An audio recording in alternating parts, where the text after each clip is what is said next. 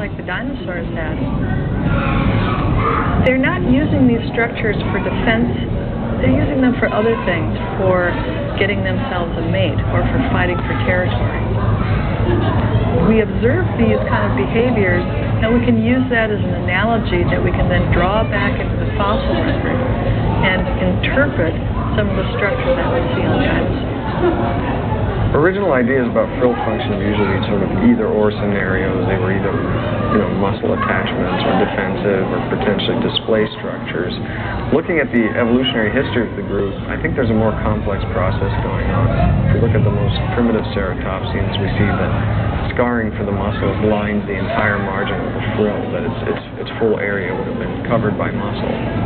As ceratopsians get larger over evolutionary history and they evolve ever longer frills, the vast majority is actually free of muscle and would have been serving some other function. Most probably, by comparison to modern animals, we think that's a display function. New techniques such as CT scanning allow us to do something that we couldn't do before, almost invasively study a specimen without actually subjecting it to destruction.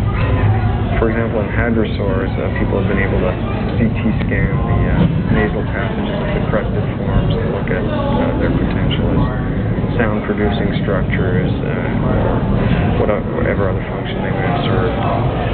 As technologies change, our ability to look at the fossils change as well. We've been able to slice the bones through and look at them in microscopes to see how the animals changed with age. And that allows us to reinterpret not only the look of the animal, but how it behaves. Bone beds are sites where we find not one animal, but many animals that died in the same place. By looking at bone beds, we've been able to track how these animals change with age. We find that horns and frills don't express their full development until these animals reach virtually adult size.